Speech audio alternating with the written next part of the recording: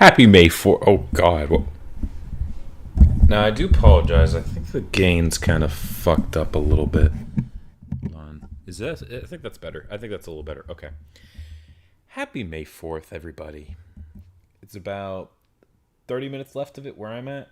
Yep. I was originally going to play the Lego, the Complete Saga instead, but actually, what I said I was going to do in my update, which seems that I'm breaking every single promise, that's due to outside situations where I didn't think I'd have as much time as I thought. But anyways, I was going to be like, okay, I'm going to record all my Legacy United videos. I'm going to edit them. I'm going to script them. And then by the time May rolls around, I'm going to be scripting the reviews for every Star Wars movie. And I will do that, probably not this year. I hate to say it, but I got a lot to say about a lot of these films. And I wanted to rewatch them. Unfortunately, my Disney Plus was canceled. And while I do have most of the Star Wars films still, even without that, I don't have all of them. Like, I don't have Rise of Skywalker. I don't have Rogue One. I don't have Droids. And I guess I do have the Clone Wars, but those discs are heavily scratched. Well, I mean, I just always watch them on YouTube. Same with Droids. What am I fucking talking about? But like, I couldn't get a complete experience, so I'm gonna wait till later. For now, I'm just gonna talk about my individual thoughts on the films, and it's just gonna be a stream.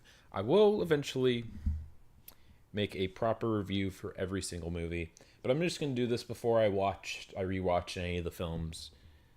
You know, see if my mind changes. Probably won't, but it could. You know, it's weird. You know, especially with the Star Wars sequels, my mind changes on those films a lot.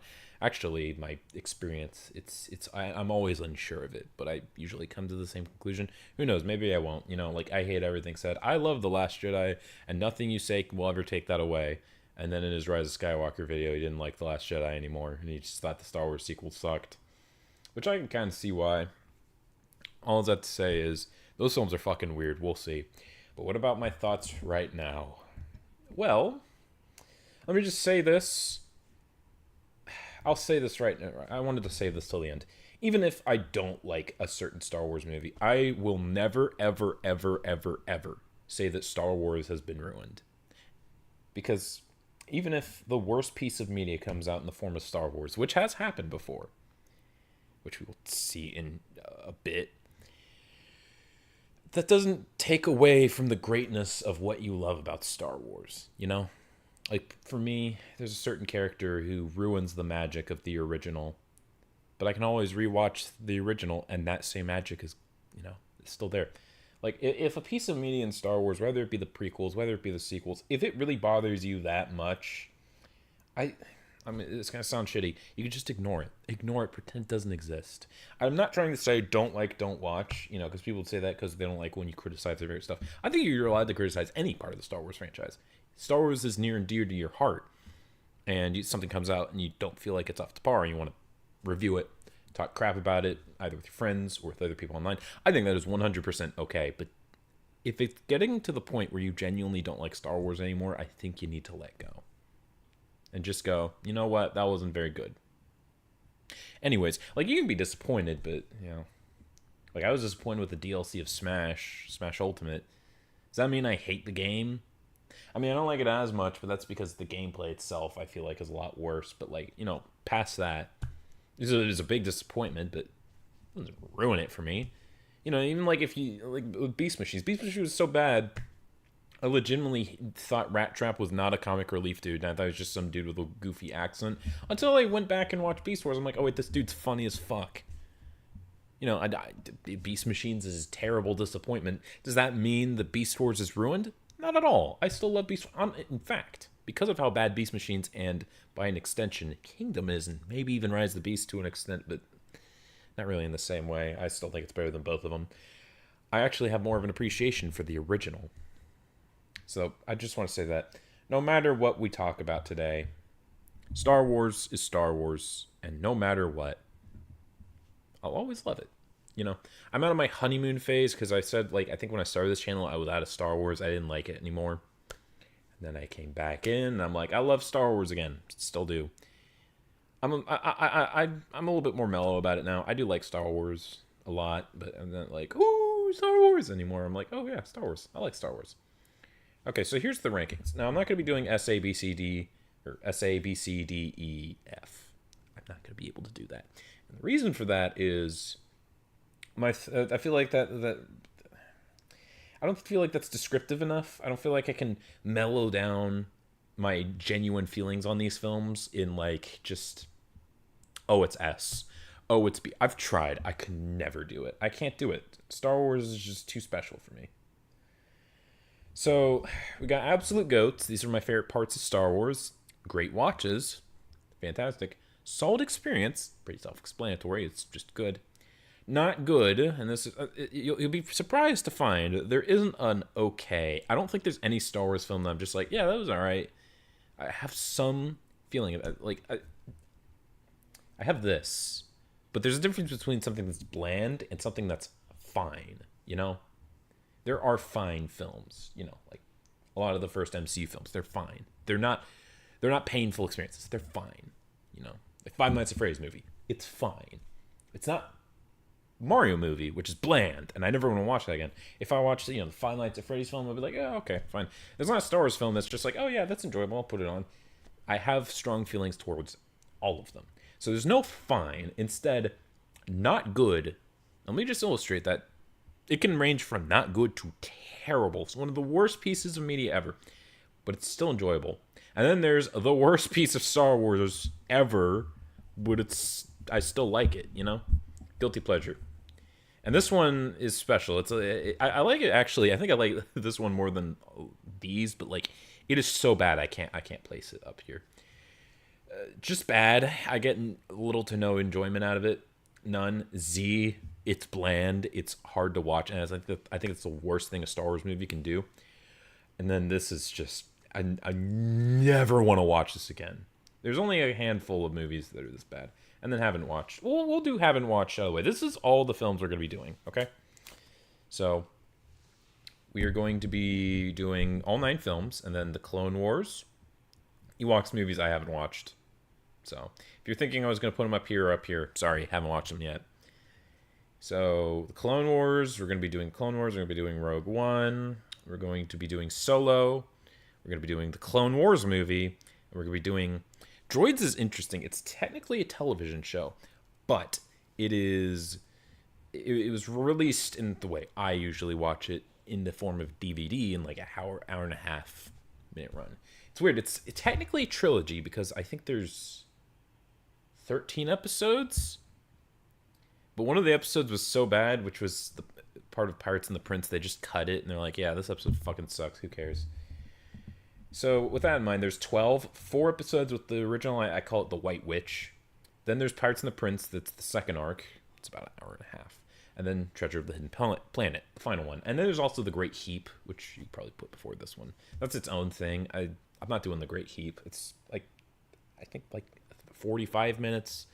That one was fucking boring. I didn't like it was probably my least favorite part. I literally fell asleep watching it. I've never done that with Star Wars in my life before. Okay, so we're going to be going in order of release. No, we're not doing order of release. It would be kind of weird. We're going to go in chronological order, okay? All right. So first up, we have The Phantom Menace. Okay, so here's something you got to understand. I grew up with the prequels. To me, not only were the prequels just always a part of there, I didn't even know they were considered prequels until much later. I actually liked a lot of them. Like, I think as a kid, my favorite, from least favorite to favorite, was Phantom Menace, A New Hope, don't laugh, Return of the Jedi, Attack of the Clones, Empire Strikes Back, and Revenge of the Sith, or Revenge of the Sith and Empire Strikes. I can't remember which one. And even as a kid, I was like, yeah, the Phantom Menace isn't that great, but this used to be at the bottom. It used to be in Just Bad, or maybe even ZZZ. But upon rewatching, it's not good. It's not good at all. But there is a very strange charm to it. It's got this really weird, like, midway between the 90s and the 2000s aesthetic to it that makes it kind of charming and kind of fun to watch. Not to mention, Qui-Gon is, I think, the best protagonist, I guess, of the prequels. Obi-Wan kind of sucks, but he's barely in it. I think actually the biggest problem with this film, the pacing is terrible. It is bad. I remember, I think, because I usually experience Phantom Menace by playing the Lego game. There was, I don't know if anyone remembers this, there was a time where it got deleted because of copyright, where people re-uploaded the prequels on YouTube, but they cut out all the stuff they found cheesy, so they would be better. It's like, oh, now the prequels are good now. That's not how it works, because I realized that a good 3/4 of the film was on fucking Tatooine, and it was so slow. And that is kind of a problem with it. A lot of the good things about the prequels are very superficial, and I think this one has the most superficial problems. I still like The Phantom Menace, but is it a good movie? No, it's bad, but I enjoy watching it, you know. Oh, wait, no, it's not there. It's not that bad. Alright, not good, but it's still enjoyable. Okay. Attack of the Clones. This is probably this is the one that everyone agrees is like the worst. Even it's even the most boring. But I don't have a face cam, but I look devilishly at the camera. This film is I love this film. I love Attack of the Clones. It is not good. It is, I think, other than like 2, the worst thing on this list. Not even a question. It is the worst. Some people say it's Rise of Skywalker. We'll talk about Rise of Skywalker. But Attack of the Clones is not a good movie by any means. It is terrible, but it's also very entertaining. I guess the pacing's a little slow in the middle, and actually that's kind of a theme with all these films. But it's hardest to notice with this one because it's so funny. It's either so bad it's good, like the scenes with on like Naboo, they're hilarious. Or you get the stuff on Geonosis with the exception of, I'd say, Count Dooku's lightsaber fight. It is actually pretty cool. Like, the Geonosis arena is, I think, one of my favorite scenes in Star Wars in general. I will say the worst part about this is they have to have these fucking villains, these new bads, every movie. Darth Maul in the first one, Count Dooku in this one, and then General Grievous in the third one. Yeah. And Count Dooku's the lamest. I mean, it's cool that he's, like, the dude who played fucking Dracula as a Star Wars villain, but his name's Darth Tyrannus, and it's so lame. He's only called Count Dooku because, like, yeah, it's because he played fucking Count Dracula. I hate you, George Lucas. Not even outside of those movies. I want to remind people, by the way, George Lucas is friends with fucking Jeffrey Epstein. I just want don't forget about that. Anyone who's friends with that guy, I have a problem with. I don't care. We won't get too much into that, but anyways. Attack of the Clones is not a good movie, and I will say the final lightsaber fight's easily the worst. Like, the stuff, because Duel of the Fates is just a cool fight. It's not great, but it's you know, well, it's a good fight, but like it's kind of boring because you only care about one of the characters, and I guess he does die, so that's pretty cool. We're not doing the lightsaber fights. We won't be analyzing that. But in the third movie, Revenge of the Sith, that has the big lightsaber fight. This one's like, okay, how do you follow up with, like, a dude with 2 lightsabers? They have... It's like this weird lighting effect that looks terrible. Anakin fights with 2 lightsabers, which I guess is new, but he does it for, like, 3 seconds. It's like, oh, what's the new thing? Oh, the new thing is Yoda fights with a lightsaber, and is the stupidest fucking thing. So, this film has 2 modes. It's either, like, the worst piece of cinema ever, or it's actually kind of cool. I'm never bored watching this movie, and because of that, I actually quite like this movie a lot. It's not good, but it's still enjoyable. Before we talk about Revenge of the Sith, the big one, let's talk about the Clone Wars. We will start with this one, and I'm just going to get it out of the way. This is my least favorite Star Wars movie. It is so bad. This is shits for the birds. This is the first Star Wars movie I saw in theaters, because I was a little too young to watch the prequels, because Phantom Menace came out a year before I was born. Attack of the Clones came out when I was 2. And I'm not watching Revenge of the Sith as a 5-year-old. It's PG-13. The first Star Wars movie to be PG-13. So this was my next bet. And I'm like, the Clone Wars, why do they look like that? Because I grew up with this. And I didn't think about it much when I watched it. It was just like, oh, it's probably okay. Rewatching it, dude, it was so fucking bad. I remember when I beat Lego Star Wars 3, and I was like, oh, I'm getting into the Clone Wars. I'm going to watch the Clone Wars in its entirety, and I'm going to start with this movie. The movie was fucking atrocious. Barely sat through it. Okay, I'll just watch the cartoon. Season 1 sucks. Like, I'm not trying to shit on the Gendy? Yeah, Gendy Clone Wars. Because I did watch the final season. Only the last third was good. Ugh. But I have seen a lot of the other good stuff, and from what people said and from what I've seen, it is a good show, but it has the problem that a lot of shows have where it's not good at first. And so people are like, oh, you just got to watch it in this specific order that's like confusing. I'm sorry.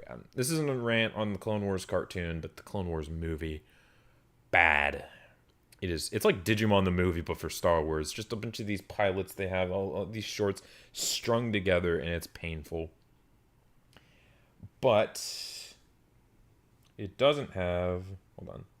Give me a second. I'm sorry. I should be more prepared for this, but this popped up in my mind just immediately. Oh. Okay. Give me a second. The thing. Oh yeah. Star Wars Clone Wars does not have the Rockefeller skank, so or All Star. So who's the real loser? It's this one. Anyways, next we have the actual Clone Wars that I grew up with, and this shit. If you're upset because I'm kind of shitting on the prequels, it's like my favorite part of Star Wars. Absolute goats. Beautifully animated. Tartakovsky is one of my favorite dudes in animation. He is up.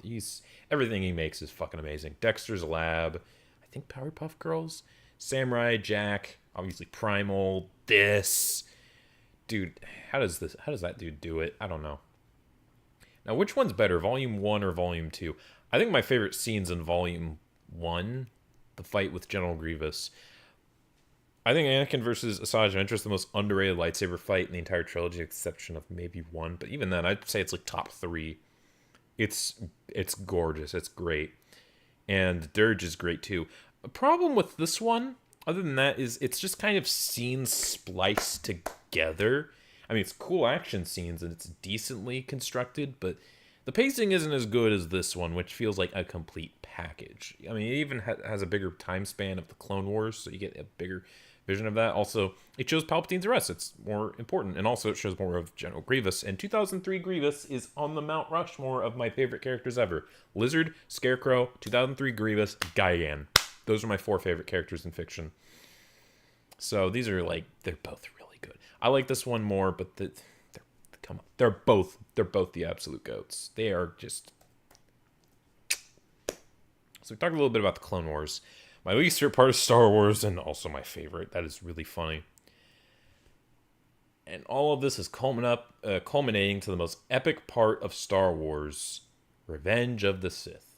This is the one that everyone says is the good one. This is the one that everyone says is their favorite part of Star Wars. And I think I kind of do get it, especially if you're a fan of the Clone Wars cartoon. You've watched it.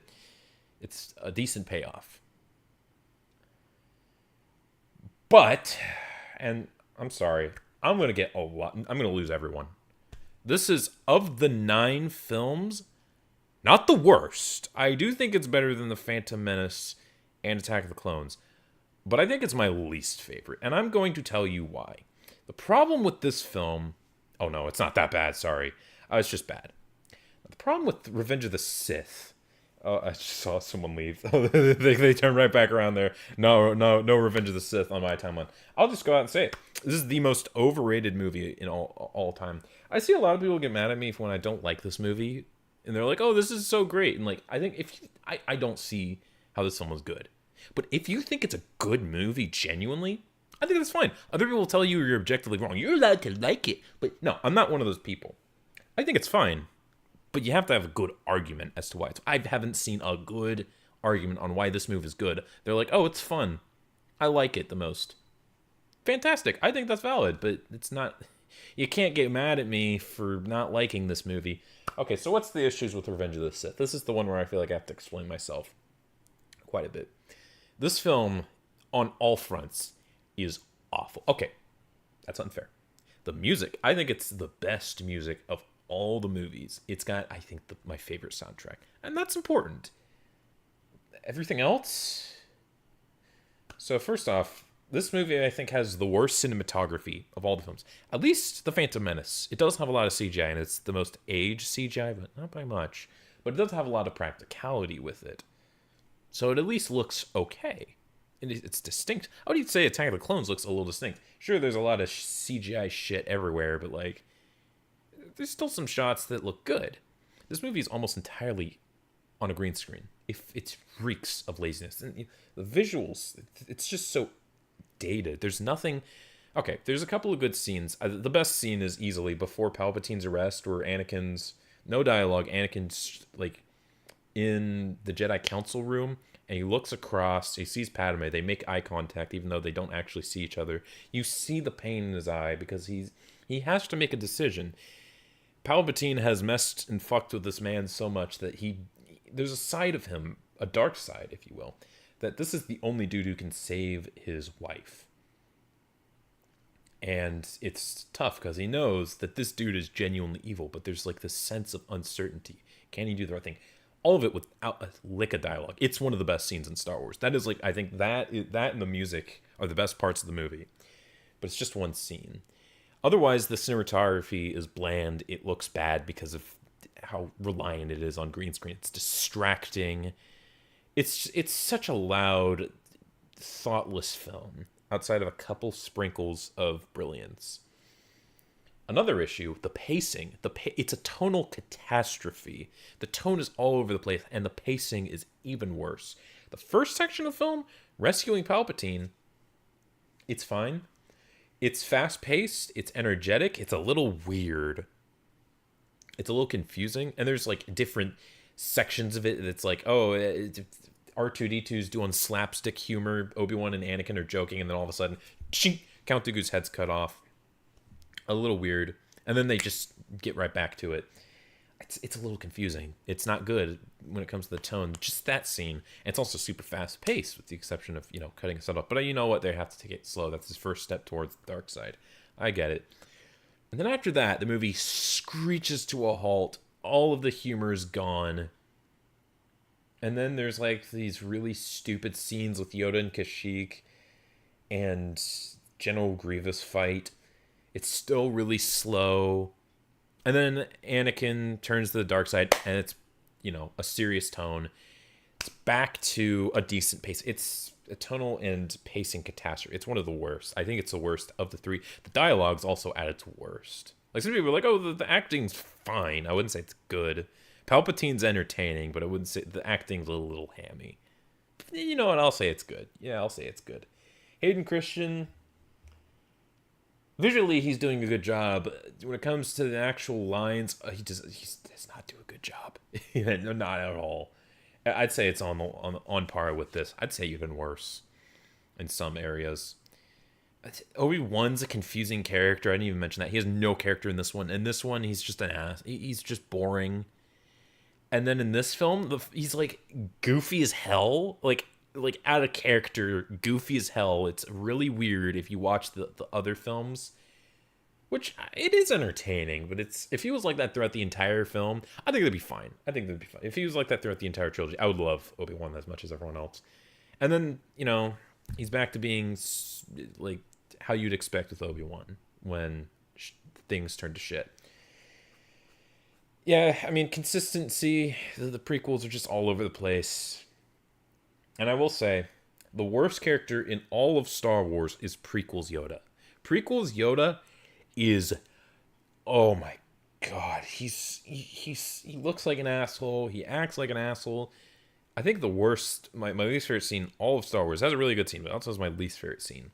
The scene where Anakin goes to Yoda about Padme, and he tells him how to deal with it. They could have made it okay by having him say, you know what, if she's going to die, don't let it consume you. It's a part of life. It's unfortunate, but you have to keep moving. And he can't handle that. If that's how it was, then that would be okay. But that's not what he says. He says, do not grieve. Do not miss them. That's jealousy, and that's the dark side. It's natural human emotion. And some people are like, oh, but that's what the Jedi code. No. Here's the thing. The reason why Yoda is such a magical character, you can take everything he's saying to Luke He doesn't say anything to Rey, but by proxy to Luke and the sequels, you could take that stuff and not only apply it to be a Jedi, but also to apply it to your life. And I will get onto that later when we talk about Empire. But it's not applicable here. It just makes the Jedi feel like, why would you ever want to be a Jedi? Oh, guess what? 3, 2, 1. I don't know. Okay, in 20 seconds, Star Wars Day is over. Oops. It just makes me not want to be a Jedi. And there's so many lightsaber fights. Most of them are bad. The one with Obi-Wan and Anakin. Oh, 5, 4, 3, 2, 1. It's... yeah, okay. Yep. Oopsies. Anyways. What? Oh, okay. A lot of the lightsaber fights are just bad. The one with Count Dooku's bad. It's terrible. The one with General Grievous is fucking messy. It goes on for too long as well. Palpatine's arrest is fucking awful. And then Obi-Wan versus... No, I'm sorry. My bad. I almost said it again. Emperor Palpatine versus Yoda. This has the potential of being one of the best fights, but, like, George Lucas has, like, no creativity. It's just have him do, like, lightsaber stuff. Throw around a couple of pods. That's it. They're, like, doing flips and shit. I think Death Battle, when they did Yoda versus King Mickey, it was great. Yoda was a good lightsaber fighter. But then he threw the lightsaber away and he did some unique, cool shit. They could have done that here on a bigger scale. First time we see Yoda fight. And if you want to have a big, like, crazy fight, General Grievous, who's, like, a non-Force user versus Mace Windu, the best lightsaber fighter. You could have done that. They didn't. And then there's Obi-Wan versus Anakin, which, I'll be fair, the music, lightsaber fighting itself, cool. It goes on for way too long. I think one of my favorite moments, the dialogue is so fucking bad. Beforehand... the prelude is hilarious. The music is insanely good. Like I said, the music is great. But when you listen to the fucking dialogue, it is the worst. It is actually the worst. Oh my god. I'm trying to think. Anakin chokes Padme for no reason. You're with him! You brought him here to kill me! And after knocking her out, turns to her. You turned her against me! You have done that yourself! Like, I'm sorry. I'm not trying to shit on Hayden Christensen and Ewan McGregor. They're good actors, especially Ewan McGregor. But, dude, the fucking acting there is so bad. You will not take it from me! You have already done that. And now you have become the thing you swore to destroy. Don't lecture me, Obi-Wan. I have brought peace, freedom, justice, and security to my new empire. Your new empire? Don't make me kill you. It's like a 5-year-old playing with his toys, coming up with fucking stupid dialogue. I remember one time I was playing with toys as like a kid. I was like, every once in a while, you're gonna die. Like, that's what that reminds me of. It's so... it ruins the moment. I'm remembering this as a fucking 5-year-old. Like, I was watching this. I'm like, okay, this is Anakin's fight with Obi-Wan. He's like, if you're not with me, then you're my enemy. I'm like, what? Okay. That's not what I was expecting. It's bad. And then, like, it ends. I know people meme on the fucking prequels. Oh, it's over, Anakin. I have the high ground. Yeah, there's a reason for that. That's stupid. That makes zero sense. And I want to talk about the immolation scene. This is almost really good. The music is phenomenal. The acting's actually really good on both fronts. And even the dialogue is really good. Some people have criticized... he says, you were my brother, Anakin. I loved you. It's like, but Jedi are taught not to love. That's the point. Even a Jedi as perfect as Obi-Wan, even he broke that because of the bond he has with Anakin. It shows how flawed the code is, even though the code shouldn't have been flawed in the first place. That's a video for another day. But that's good. That's good writing. And, you know, he demonstrates that after all this time, he loved Anakin. So what does he do? He just lets him get sets on fire. And yes, I know Anakin has done some terrible things, but that's basically your brother. If you found out your brother did some terrible things and then he was lit on fire, you wouldn't let it happen. You'd try to avoid it. Like, that is the most painful, the worst way to go. And he just leaves him there, not even sure if he could kill him. And I saw some stupid headcanon article be like, oh, he sensed that the dark side with Anakin was too strong and he couldn't kill him. Shut the fuck up. He just leaves him there to die painfully. Oh, wait, he gets snatched by Darth Vader. Ruins and almost ruins the entire scene for him. That's why I said there's like only one good scene. And, yeah, I mean, Vader's rise is kind of cool. The music is great. Padme's death is, it's all nice. And then the fucking, oh, it's just Darth Vader. He said, first off, he says, "Where is Padme?" I feel like I remember when I first watched this movie. Like, I watched it when I was 5, but I was only allowed to watch it once. When I watched it when I was like 10, when I was allowed to watch it again, I was like, "Why?" He said, "Where is Padme?" That's Darth Vader should never say Padme. And I know you think I'm just getting that from Red Letter Media, but I thought that as a kid. And I also thought it was weird when Yoda's like, the girl Rey. Like, Yoda should never say Rey. Nothing personal against either character, just these characters shouldn't say those names. But then also this the scene where he's like, "No!" It's bad. I'm playing it. I know it's a meme. It's a meme for a reason. It's so bad. I have to do it. Even as a fucking, again, a 10-year-old, I thought that was hilarious. Hold on. Come on. Come the fuck on. This, it's, oh wow, this is really cool. This is badass. He sounds like my fucking dog playing with a toy. That's a little weird, but that's forgivable. As long as they don't do anything worse, right?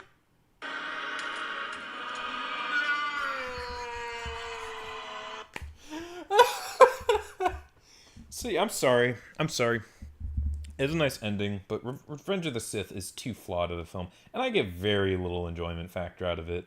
The Phantom Menace, okay, some of the dialogue is funny to make fun of, but I'm sorry. I think it's the most boring of the 3 films. This film's at least got a unique aesthetic, and it's also kind of like so bland. It's kind of engaging. It sounds weird, like the Queen. It's like how did they allow that? I don't like this film. I don't like it at all. I'm sorry. Revenge of the Sith is my least favorite of the 9 films. Hopefully I explained it well enough, you know? I feel like this movie had a more interesting and consistent protagonist. This film was just funny. This was just bad. I mean, I'll still watch it and get some enjoyment, but like, I want to stop watching after I get to Revenge of the Sith. I do not like this movie. And then, yeah, I'm sorry.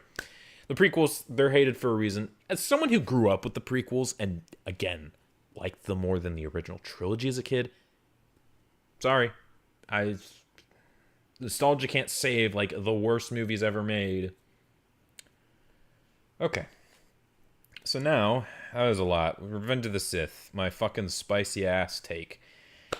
Let's get to droids. Okay, I think I already talked about the White Witch. So, let's talk about Pirates and the Prince. Okay. So Star Wars droids is something I've made fun of a lot. And I have a almost finished script talking about droids and how weird it was as a 2000s kid. Because this shit was fucking weird. It's like, oh, it's like a cartoon like this, but it looks so fucking old and all these like old characters like the original Max Rebo bands. What? But like it didn't take place in, like, where does it take place? The Empire's still around, but A-Wings were in Return of the Jedi. What the fuck even is this? Obviously, I know now it's a prequel. This is the weirdest shit. Like, who the fuck is this kid? Like, it looks like a mix between Han Solo and Luke. Anyways, this is what I gotta talk about. Nostalgia. Nostalgia-wise, this is my favorite of the 3 arcs, but I have to be straight up honest. In a show that's already really bad, well, this is the worst arc. It is. I think the thing that sums up this best is, I remember I was listening to someone, I think, was it Michael Mercy? Retroblasting. He did the video talking about the lost wave of droids being recovered, the mold. He talked about how it was weird that they didn't have Kylo Ren. Yeah, if you don't know who Kylo Ren is, precursor to Kylo Ren. That's the only redeeming factor he has, by the way. He's a terrible character. He's like, that's kind of weird considering he's the main villain of the arc. I'm like, wait, no, he's not. The story, I presume, is a prince got lost and abandoned because this guy overtook him, and they have to not only he has to reclaim his memories, but go back and reclaim his kingdom. Kylo Ren has nothing to do with that. And then I realized something. The 2 villains that are actually integral to the plot, Kleb Zelik, the dude I fucking meet ride a lot because he's like really charming, and I actually kind of like Kleb Zelik. And then fucking Zatek Cha. Those are the integral villains. They're like barely in it. Kylo Ren just keeps showing up, and he's like at the end of the film, but he has nothing to do with the actual core of the film. And the reason is, this is all over the place. There's like, it's the problem is, it's not designed to be a movie, because it's not a movie, but they delivered it as a movie. Like the DVD, I read it because I got it out for the White Elephant gift, because I made the Christmas video. You already know. If you don't, just go back and watch that. I read the DVD and it said these Star Wars movies, but it's not a movie. They go from point to point to point to point, and you can tell because, again, we're analyzing this as a DVD release, as a film. There are like the laziest. I have a video of it. I think it's called Peak Star Wars, where they modify the dialogue, but they don't get the actors back to try and interchange the episodes so that they're somewhat connected. And once you notice it, it's so fucking bad. Like it is the worst piece of Star Wars media. The holiday special, which I didn't rank because I'm not doing the fucking holiday special. I've heard these are worse, but I don't know how it can get any worse than this. Like, this is the worst. I still like it. Let me just be upfront. This higher, I still like it because I love Star Wars. But I gotta be honest, it is the worst piece of Star Wars media. Can we all shake? Let's not talk about what's the worst Star Wars movie. Attack of the Clones, Phantom Menace, Last Jedi, Rise of Skywalker. Can we all just say it's none of those? Can we just agree it's this? And don't even tell me, oh, this was before Disney ruined Star Wars. Shut your fucking mouth. Go back and watch this. Like, I remember Zatek Cha. I only watched it like because he was in the middle of the film for some reason. I was always like, is he at the beginning or is he at the end? He's in the middle. I only watched like once, and I always thought he looked like Claude Frollo, but like a Star Wars character. He would have like a Tim Curry type voice. He would be like mysterious. He just sounds like this. Oh God, my fucking throat hurts. It's the worst. It's so bad. It is bad. I felt like, I say this a lot. I keep making this fucking comparison. I felt like I was watching Kimba the White Lion, but Star Wars, which is good. The Kimba the White Lion is my favorite anime for, other than maybe Boba Bo, for not serious reasons. This shit's bad. It is bad. Now, you'll be surprised to hear that Treasure of the Hidden Planet, upon rewatch, is actually kind of good. Not great, but for what it is, not bad. First off, the plot itself, because you're following Mungo Baobab, who is way better than, I think, Jan Tosh. I think that's his name. He's a much better character. I like Jan Tosh more because of nostalgia, but this character's way better. And the villains are all really good. You have Admiral Screed, who's got like half a robot face. He's got like this really long head with these pronounced lips that look fucking stupid. Even his toy has that. But as a character design overall, really cool. He's like a slightly shittier Thrawn, but like, come on, that's not a bad thing. You have Gaff, who I ride him a little bit. He's kind of neat. He's like a weird Star Wars alien. You have, okay, General Kuhn kind of sucks. He's like this. He's just a fat general, and he talks like this for some reason. I don't know. I remember Admiral Screed, I think, had the voice I imagined that Zatek Cha was going to have. Again, the storyline itself is consistent. It's actually quite good. Now, it does drag on a little bit, but, overall, Mungo Baobab has an actual character arc. There's an actual death at the end of it. It doesn't really wrap up droids. It doesn't explain how C-3PO and R2-D2 went in the hands of the rebels, but you know what? I'll put it right there. Yeah. It's not good, but it's actually not so bad. It's not as bad as this. Like, if I were ranking them based off quality, this would be like a C-. This would be like an F+, an F. Just an F. So, if you were to watch either of these, do not watch this. You don't need to watch this. This is kind of cool. It's like R2-D2 and C-3PO following a pretty competent dude in his quest for, something. Not bad. So now, let's get on to the others. Okay. Are we almost halfway through the list? That's interesting. Solo. You gotta go back and rewatch the. I went over a long explanation why I don't like Revenge of the Sith. Anyways, Solo. Now I think like a lot of people, Solo is a film I was not wanting to watch. I don't think anyone was. I think we were all kind of tired of Last Jedi. And then they're like, oh, Solo. I was like, I don't want a movie about Solo. I want a movie about General Grievous. I want a movie about Boba Fett. I want a movie about Obi-Wan. Turns out Book of Boba Fett and Obi-Wan are worse than this movie. Uh, that figures, or go figure. But honestly, upon rewatch, actually, when I watched it in theaters, I was expecting to hate this. I mean, it was coming out in May. I love May, but that's not Star Wars. I mean, it's Star Wars Day, but like May 12th, that's when you're releasing Star Wars. They wanted this movie to fail. But honestly, upon rewatch and watching it for the first time, it's not that bad. It's a low stakes goof fest that doesn't take itself too seriously. There's still some issues with the film. Some of the characters are pretty forgettable, but I think the main core themselves, Han Solo, Chewbacca, Lando, I guess, maybe not her. I forget the fucking dude's name. Beckett. They're pretty good. I'm putting a solid experience. It's a nice little film. It's not bad. It's not bad. Not bad at all. Okay. Okay. Let's talk about Rogue One. Now, like I said, the worst thing a Star Wars movie could be is not bad, but bland. If I don't want to watch a Star Wars movie, what's even the point? And Rogue One, dude, this movie sucks. I mean, the final third is actually kind of neat. It's got some dumb fan service throughout the film, but otherwise the final third really should have been just a short film. The first 2/3 are pretty bad, and the problem is the characters. I think the characters are the most important part of a Star Wars movie. All of them suck. Okay, well, there's two that are okay. The ones you're probably thinking of. Jyn Erso sucks. The other dude, he sucks too. The big bulky dude, he sucks. The droid and the blind guy, they're alright.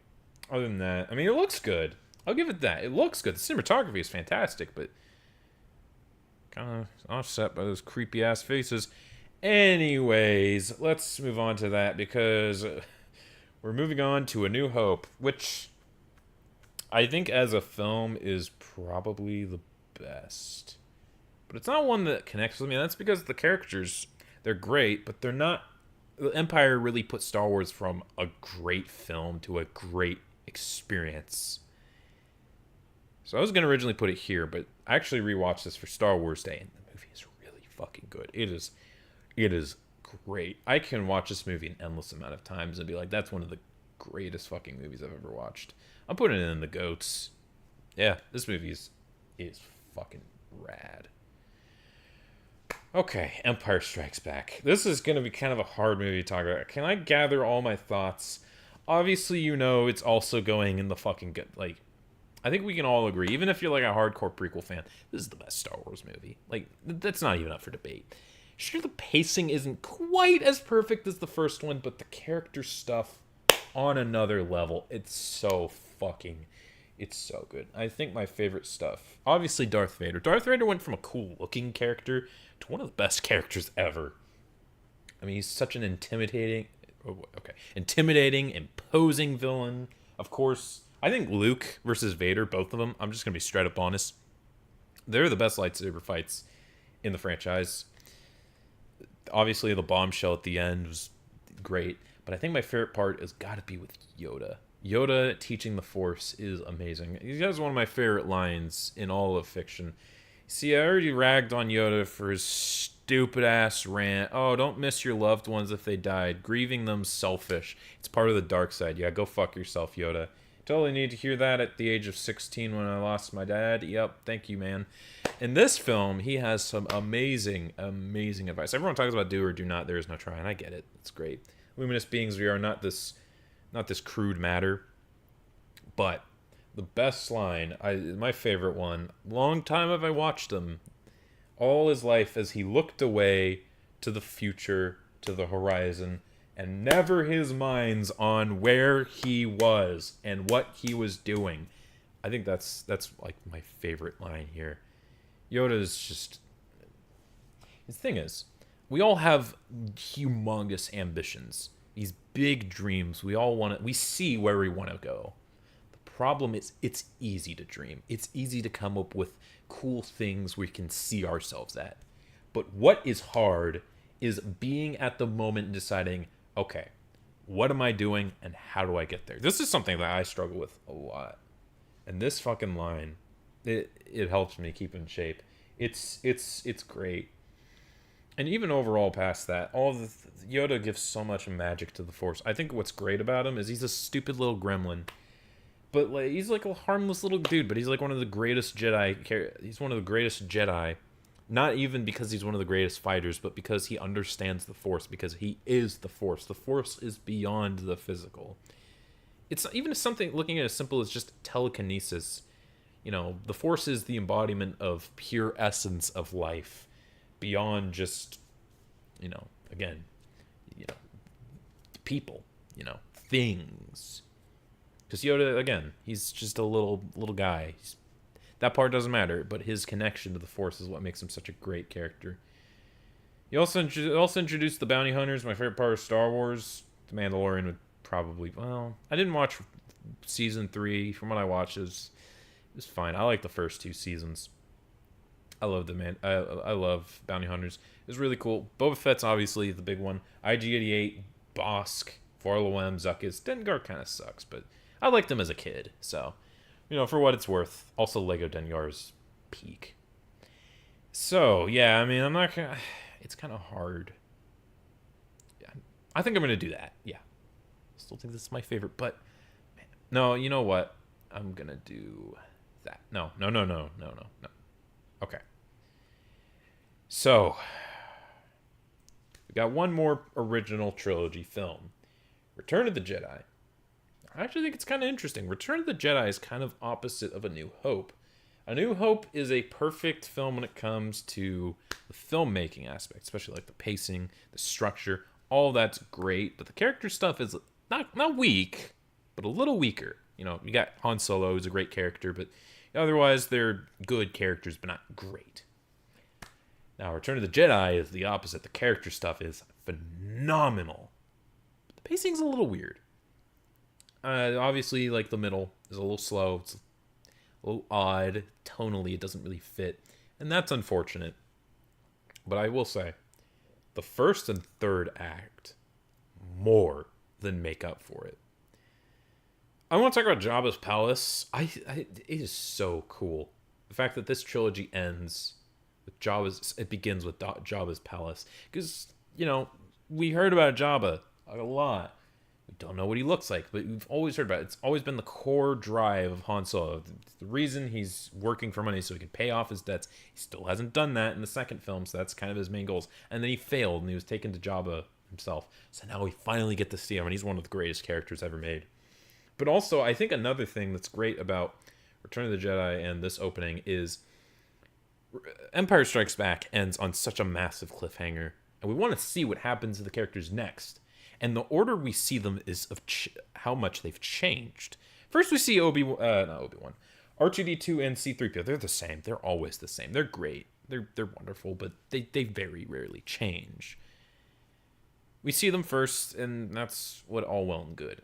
Next, we get to see Lando, Chewbacca, and Princess Leia. Chewbacca, he's a little bit more disheveled without his main man, Han Solo.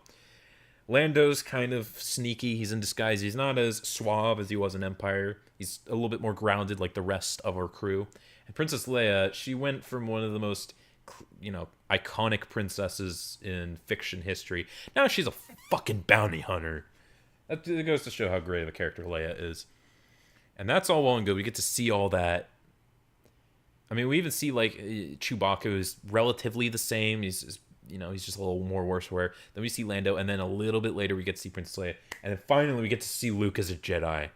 And the first scene we see of him where he fights this big fucking monster using only the Force. It's so good. I can't stress enough.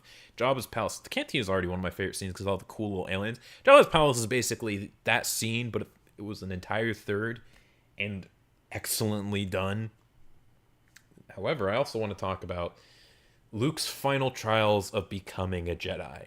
And this is, I think, where Star Wars peaks. The stuff with him, Vader, and the Emperor is so fucking good. And I'm just going to come out and say it. Luke versus Vader in this film, my favorite lightsaber fight of all time. I mean, it was good in Empire. It's even better in this.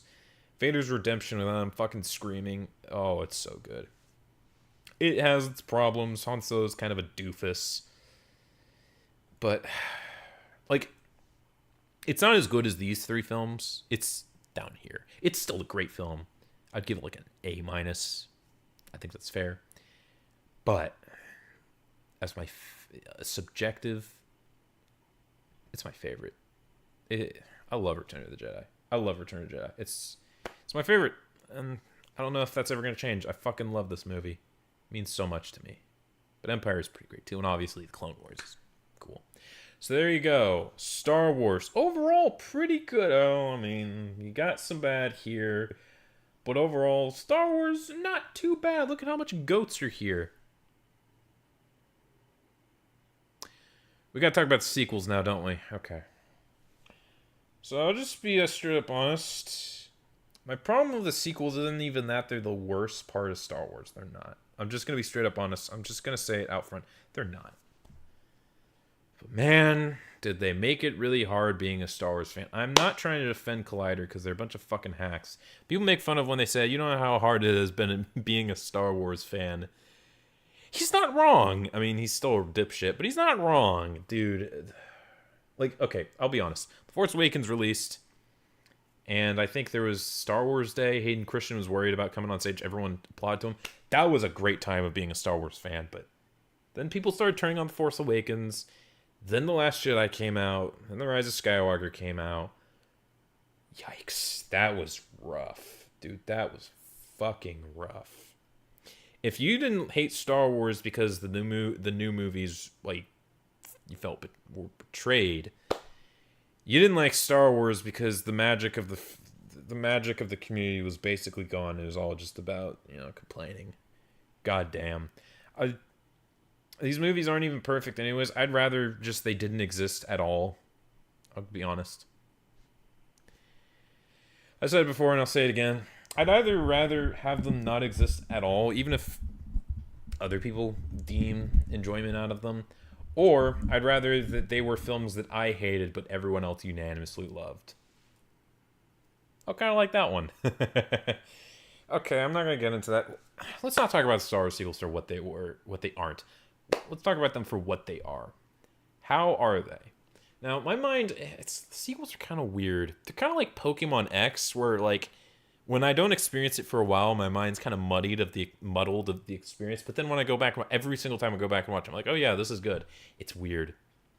So because these are also like my least watched Star Wars movies, other than like this, but I just watched this like a couple months ago, so when was the last time I watched the fucking Star Wars sequels? Like a year ago, a couple of years ago, I don't know. The Force Awakens.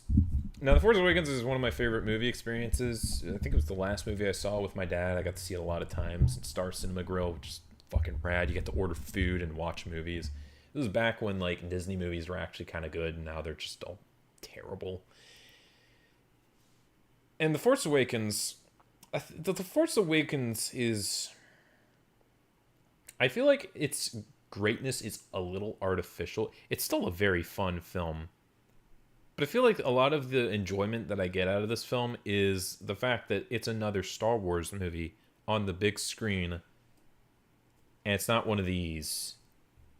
Like, that is still cool. It is still enjoyable, but it's kind of like Super Smash Brothers to a lesser extent. It's a little dated, Outside, it's kind of like, no, it's not a fair set. It's kind of like No Way Home, where it's good, but it's not as good watching it in theaters. So, I mean, it's still an enjoyable experience. I think Solo on its own works a little better. This is just an easy film to watch. Whereas this, it's still good, but I would have preferred if it was just as good as these. It isn't, and that's okay. I will say one thing. A lot of people complain about this as like a remake of A New Hope, but it's not as good. And that is kind of true, but I do kind of like the characters. I won't get into Rey. I could make a fucking video essay on that character. I have like 2 in the works. Kylo Ren's a great villain. Finn's great in this film. Poe's entertaining. The new characters are good. And I'll just say I'd Rey's one of them. But again, much like the originals, They don't get expanded upon until we get to the sequels, but these are not. Empire Strikes Back and Return of the Jedi, these films are not. Let's talk about The Last Jedi now.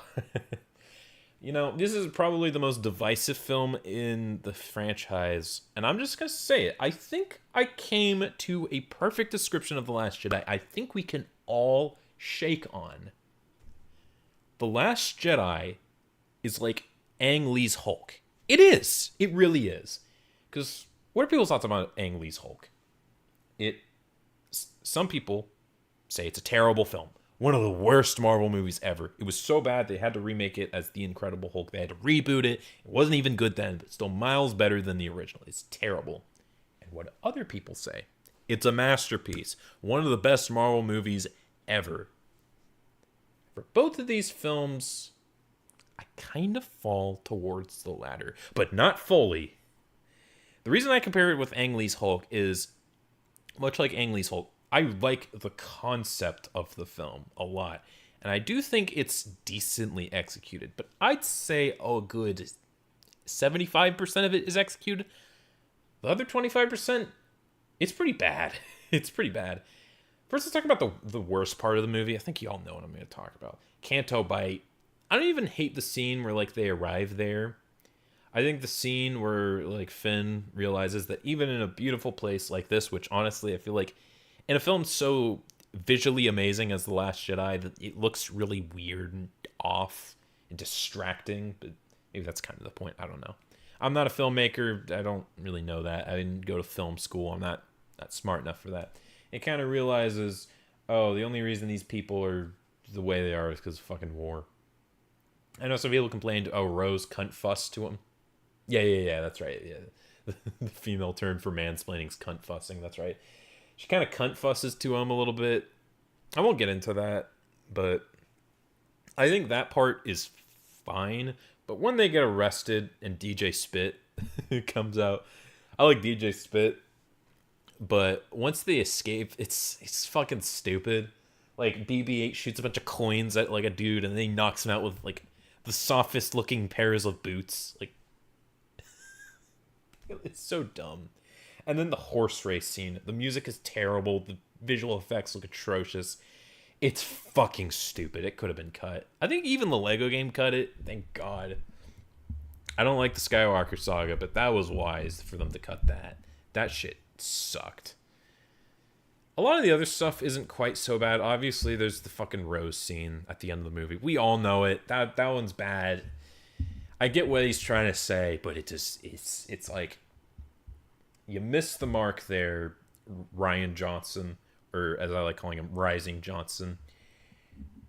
Yeah, that stuff is terrible. But I'll be honest, everything else I feel like works quite well.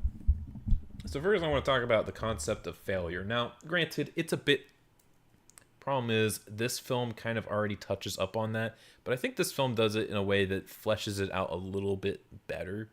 And I do want to talk about one thing that I do kind of like, and that is Poe in this film, because a lot of people really don't like the whole Poe dynamic. I'm going to defend it. I quite liked it.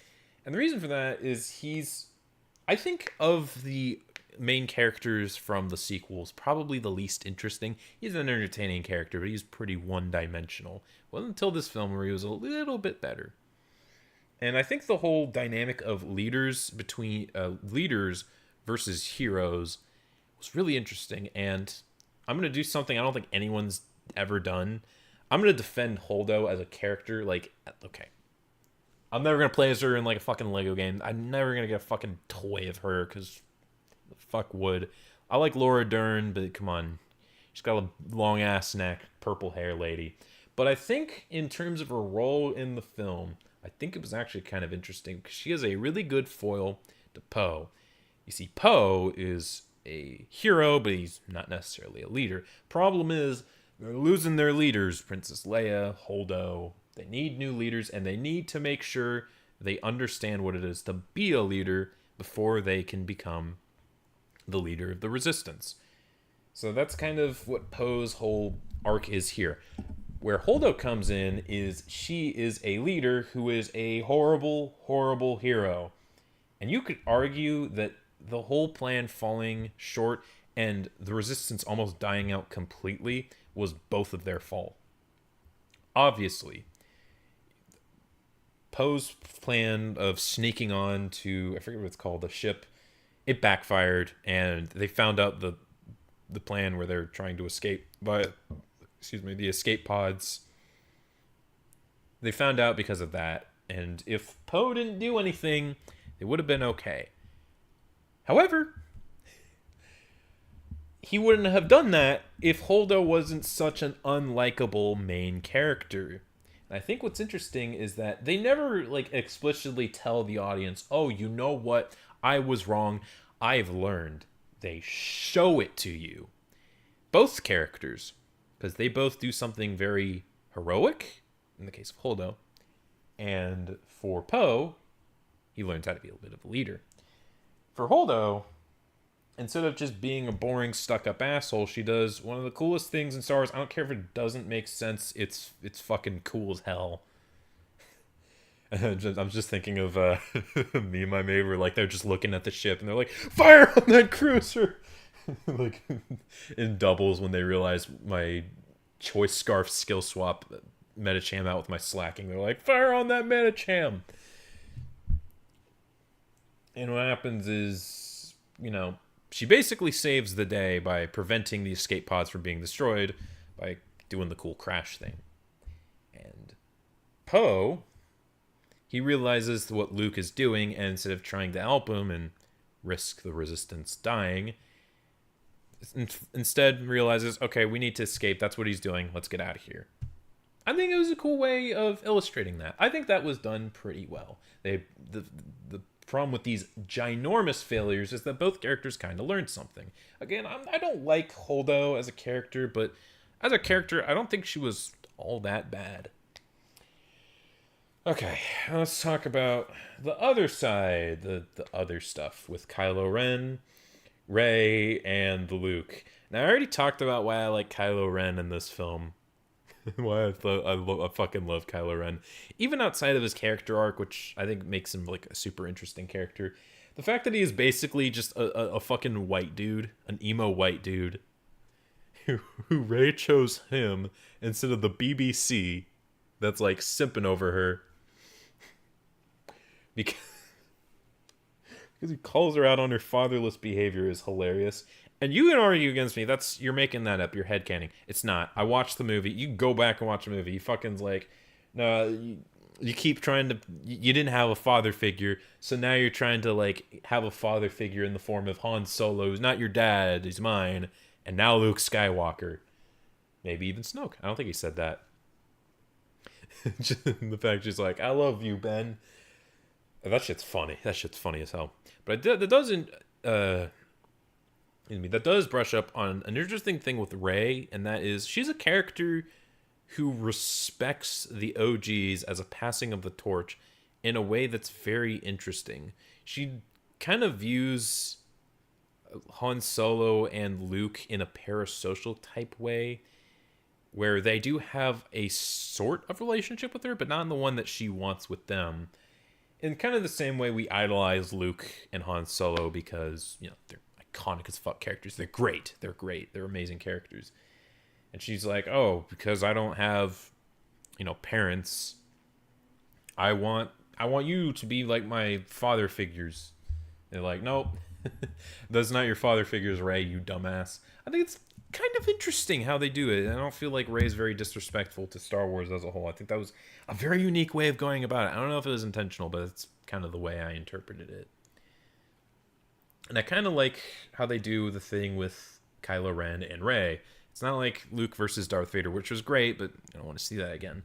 Where it's a character who, in this film, we'll talk about it in a second, comes from nothing, and because of her crippling loneliness, wants to reach out for anything, and the dark side, kind of leads her into that, which actually I will talk about is advanced on a little bit in Rise of Skywalker, but we'll talk about that in a second.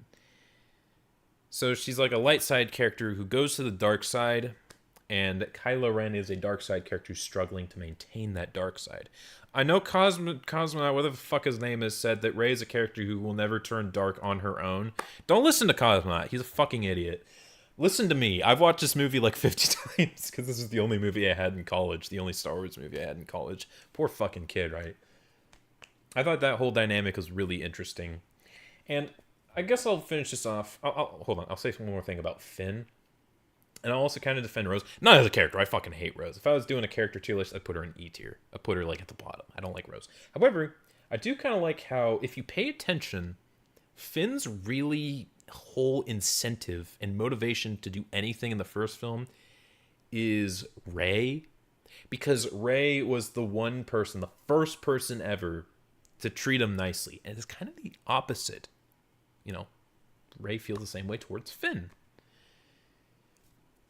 So, really, Rey was his sole motivation. The only reason he snuck onto Starkiller Base is to save Rey. The only reason he attacked Kylo Ren was to save Rey. So this film strips... It's kind of the opposite of Empire Strikes Back, where Han Solo and Luke get separated at the beginning and they don't see each other until the next film.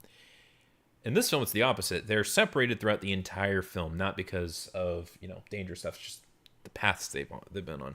So instead of being with, I'll just be blunt, the hottest fucking Jedi woman that they both have a connection with each other, he has to be with this fucking dork. Nobody likes Rose. Rose is a fucking loser. And he has to get motivation on why he's on the Resistance from outside forces that isn't just the hot British Jedi pussy. So, in that aspect, because at this point he nearly sacrificed himself, not to save Rey, but to save the Resistance and to stop these people. I thought, well, it wasn't as good as he was in The Force Awakens. Finn wasn't that bad in this film. I will defend him a little bit. I'll probably go more in depth when my mind's a little bit more collected, because I need notes when talking about these movies, because I have a lot to say about these movies. But I do want to talk about Luke. And I do kind of like where Luke is in this film. And not in an intentional way at all, but my interpretation of how Luke is as a character really reminded me of how I was in Star Wars back when I was like, I'm done with Star Wars. You know, people talk about, oh, Luke is such this happy, magical character. He's the peak of optimism. Sure, he has his down moments, but at the end of the day, he's the pure essence of hope in Star Wars. Even facing evil down, he's like, I will never turn to the dark side. How could he do something so evil? And how could he do something that is, how could he be so, like, how could he give up on Star Wars? And there's ways you can defend how he could fall. Plenty of people have done that. What I'm here to defend is the reason I like this so much is it kind of mirrors how I feel about Star Wars. Ever since I was a kid, Star Wars is something I've been so enthusiastic on. Something I really, really enjoyed. Sure, I had my down moments where I was like, Star Wars. But Star Wars, I've always thought would always be one of my favorite franchises. And then in one period, that stopped. I couldn't stomach Star Wars. I couldn't stomach thinking about Star Wars. But you know what? At the end of the day, when all the chips were down, both Luke and I realized we were wrong. Star Wars is pretty fucking cool, even if it has a lot of problems. And I think that's why I resonate with Luke a lot. People have already talked. I'm not going to go in depth on like why Luke as a character outside of my interpretation is good. There's people who've already done it. I wanted to talk about why I gravitate towards Luke in this film. I really do like The Last Jedi. I do. I can't put it in the GOATs because it does have a lot of problems. You know, it's like the Hulk. It has its issues, but I really, really enjoy it. I really do. I get a lot out of it. So I'm going to put it in Great Watches. Yeah, I think it's in its own tier. You know what?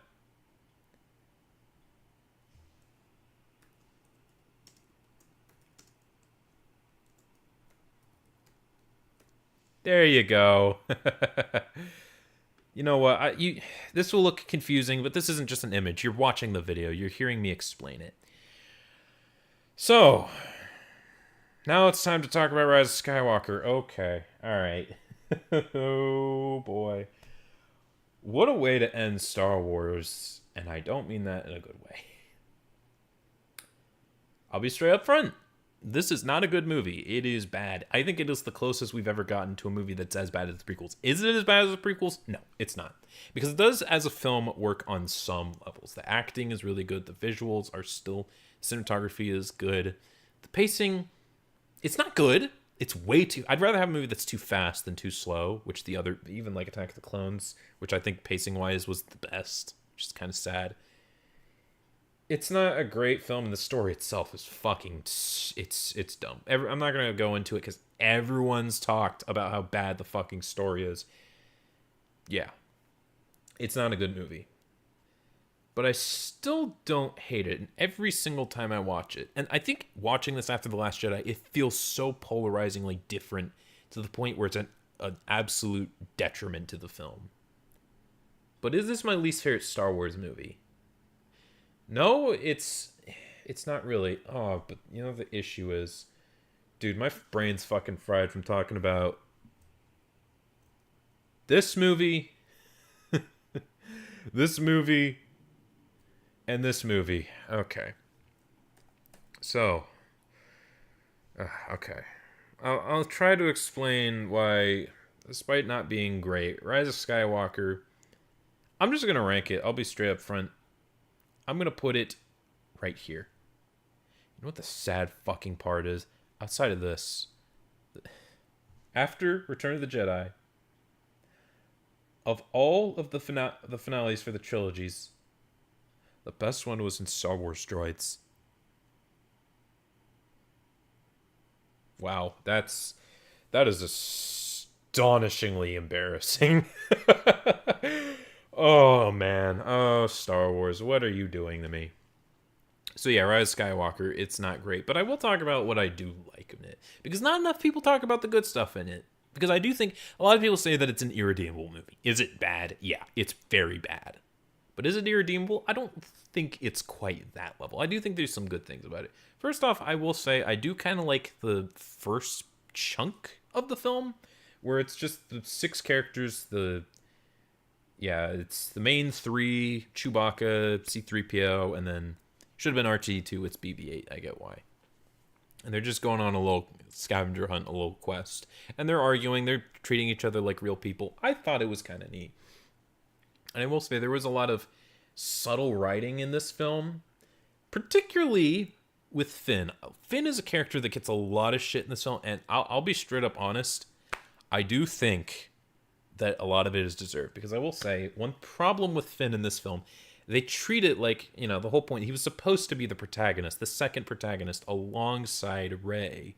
He was like, it was hinted at that he was Force sensitive. But he wasn't. But in this film, they hint that, oh wait, no, he is Force sensitive, but it doesn't get a payoff. It'll probably get a payoff in the next movie after that. The Rey film, which I'm gonna go watch. I'm intrigued, to say the least. And that branches off to a problem with this film, in that it's a terrible climax to Star Wars. And I will talk about that because while a lot of people have criticized this film, I don't feel like a lot of people have criticized the big problem with it, at least in the way that I have. But I could be wrong. I didn't watch too many video essays on this film. So the whole thing with Finn in the Stormtrooper stuff was an okay payoff. I felt like the fucking space horses were kind of stupid, but it's not as bad as it was in The Last Jedi. I'll give it that. Yeah. I thought it was an interesting idea. It was okay. Decent payoff. And again, the fact that he was Force sensitive. Finn's not a great character in this film, but this might be a hot take. I think Finn's better in this one than Han Solo is in this one. Yeah, Han Solo doesn't do anything. I still like him in this movie. It's cool to see him here. And a lot of people say, oh, he should have died in Empire. But then why would they go to Jabba's palace? I don't know. Finn had at least a little bit of a purpose in this film. You serve a purpose. I'm only saying that because I fucking have the low tier god. We like to serve zero purpose loop. Okay, anyways.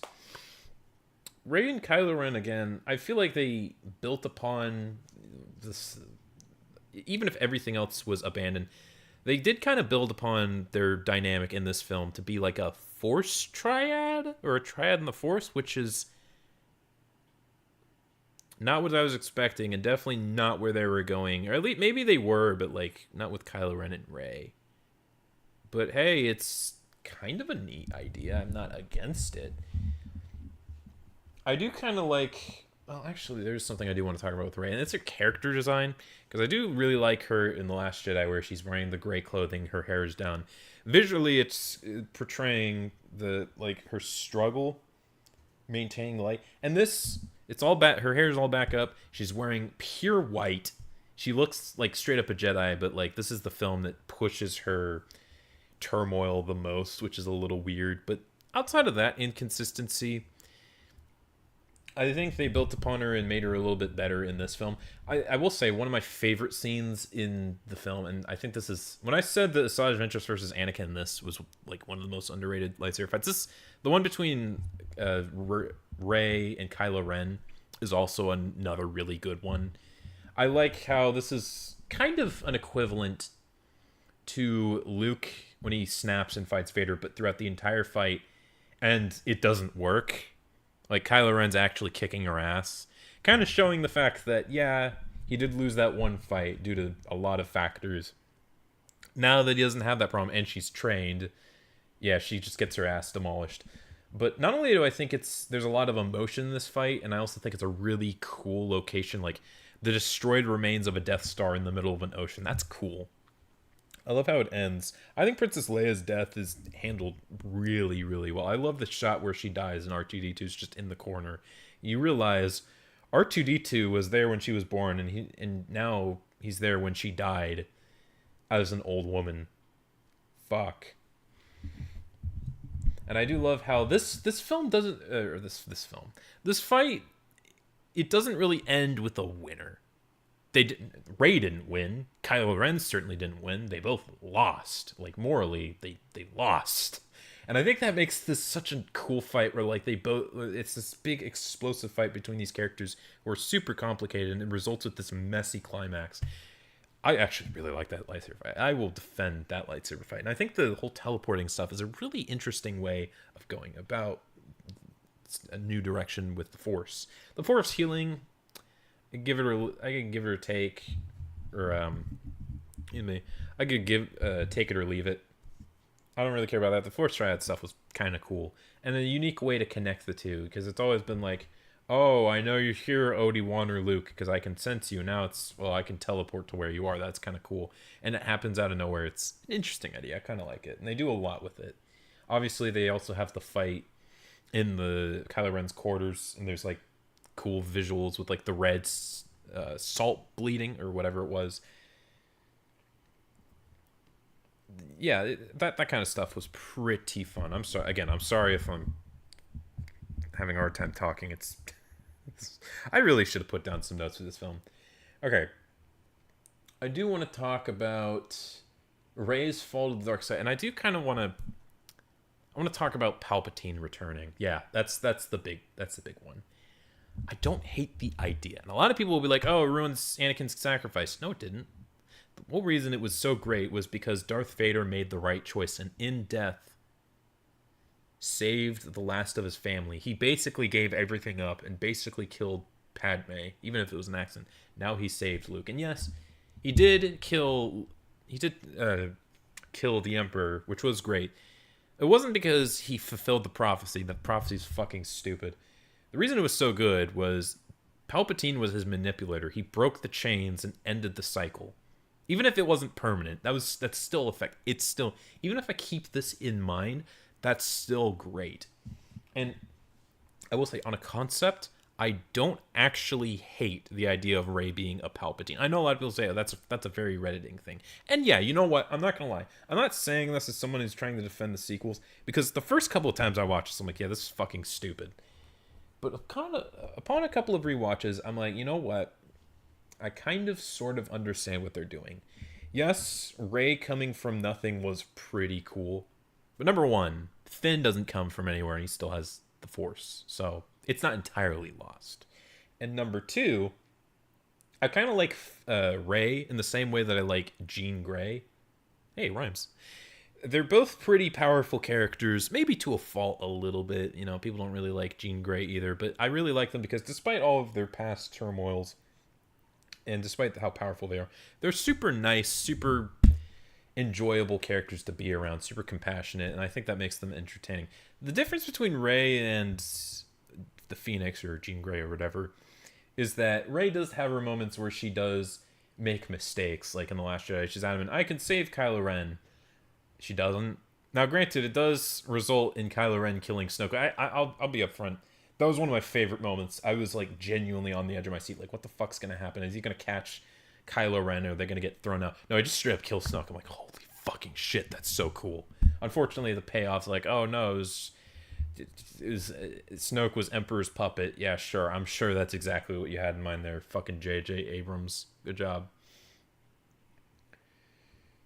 But anyways, in this film, she acts a lot angrier, and she doesn't really know why. And I think there's some cool foreshadowing where she thinks she kills Chewie, and yeah, it's kind of a fake out death. But the point still stands. She thinks she fucking killed Chewbacca, everyone's fucking favorite teddy bear in Star Wars, except for maybe Wicket fans. But I don't view them as friends. I view them behind bulletproof glass. And a lot of all this other stuff. And then finally, when the bombshell drops, that's when she kind of acts out of character. And I really wish they went in the way where... The thing is, with Emperor Palpatine, again, I'm sorry, I'm scatterbrained right now. I think what it would have been really interesting is if they viewed Emperor coming back not as like this big bad, it's the big climax, guys, but it meant it was the straw that broke the camel's back for Rey, and she became evil by the end of this film. And Kylo Ren, or Finn or whatever, they help push her back, or I don't know, she dies or something like that. I think that would have been a lot better, because the whole thing is, a lot of people complain, oh, why is Rey so powerful? Actually, I think it makes sense from a story perspective, because the story perspective has never been about Rey, Rey's climb to becoming a Jedi like Luke. She's always been powerful. She's always had these, in the original trilogy, they've had like these little instances of the Force being strong, but like not to the extent of Rey. And the reason for that is the dark side of the Force allows for more ease of access to power, but not better or more disciplined. And this film was more about her struggle maintaining being on the side, the light side. And again, with Kylo Ren being on the dark side, struggling to maintain being on the dark side, wanting to go back to the light, at least on some level. I think that made for some really interesting characters. And Kylo Ren coming from Princess Leia, the Skywalker bloodline, and Rey coming from the Palpatine bloodline. I think there's an interesting intersection there. I do like what they did with The Last Jedi, but this I don't think is inherently all that bad. That's not my issue with making Rey a Palpatine. My issues, and this is where I think the big problem with Rise of Skywalker. The big problem with Rise of Skywalker is that it tried to be Avengers Endgame, but for Star Wars as a whole. You go back and watch the trailer for Endgame, and it had all these flashbacks to the original Marvel movies. Be like, oh, this is it. This is all we've been building up to. It was awesome. It was great. It was cool. And then you watch Rise of Skywalkers, and they tried to do the same thing. Problem is, the Star Wars sequels are not part of the original Star Wars storyline. They're not. Even like the prequels, Anakin, Obi-Wan, Darth Sidious, Darth Vader, those are characters, Yoda, those are characters that were a part of the original story. You're just seeing the origins of it. Sure, there's some new characters like Padme, Mace Windu, none of those are really good, but the point still stands that it's all part of a 6-film line. It's part of a 6-part storyline. The sequels are not that. And you know what? I'm going to say it. That's not a bad thing. It's a new story. That's interesting. New ideas. That is okay. But it's not the finale to Star Wars. You can't make the sequels, which are the most segmented parts of Star Wars, the finale, the big finale of Star Wars. You can't do that. Sure, there are characters like Princess Leia and Luke and Han Solo, Chewbacca. They're still here, but the story isn't about them. It's about the new characters. It's about these characters. The big clash between Rey and Emperor Palpatine, the big bad who's always been behind everything. and it feels so forced. Again, I already mentioned that the reason Darth Vader killing Emperor Palpatine was not so he fulfilled the prophecy and brought peace back to the galaxy. It was because that was his manipulator, that was his abuser, and he finally severed that in order for the people that he loves. I don't give a shit. Like, Palpatine's a great character, but I don't give a shit about him being like a Thanos character. I don't care about Emperor Palpatine in that way. They treat him like, oh, he's been behind everything. But if you are gonna have that, it would have been nice to have, someone connected since there from the beginning as this big finale. But like, it's Rey, and she's not that, which is fine. But that's not the kind of story she was supposed to tell. Like I said, I don't mind Palpatine returning as sort of a metaphor for the darkness that is, the physical embodiment of the dark stuff with Rey. That's all. Well, that's, I think, what could have worked, but they treated it as like this big ultimate Jedi versus this big ultimate Sith, and it just does not work. It feels so forced. It does not feel earned as a finale. Yeah, I'm sorry. It's that falls flat on its face. And I also don't really like Rey Skywalker. I say Rey Skywalker because I think it's funny, I think it's Rey-kun. I'll just be honest, because yellow lightsaber is pretty cool. So, there's a lot of problems with this film. Namely, it's not a good finale for Star Wars. But you know what? Is it the worst Star Wars film? No, there's still a lot of stuff I like. Hopefully I fucking portrayed that. When I inevitably review all these Star Wars films individually, I hope I get into that a little better. It's a little bit more concise. But it's not the worst part of Star Wars. It's not. It's still pretty bad. So, yeah. I mean, it's kind of sad that these are like the only films I would consider good, and these aren't even that great. I wouldn't even say some of these are flawed. But you know what? Star Wars has never been about being the best film franchise. It's always been about the magic of the history itself. And I'll just say it. Star Wars means a lot to a lot of people. It doesn't feel as consistent as, say, Harry Potter, which was one story told by one person. And you know what? I do like Harry Potter. I think all the films are good. I know a lot of people don't like Order of the Phoenix. I don't know what the fuck's wrong with them. And I will say, as a whole package, Harry Potter's probably a little better than Star Wars. But you know what? There is kind of a beauty behind the differences that all Star Wars has. I still think my favorite parts outside of these parts of peak, the original trilogy really is untouched. The story that it told was so groundbreaking, so revolutionary.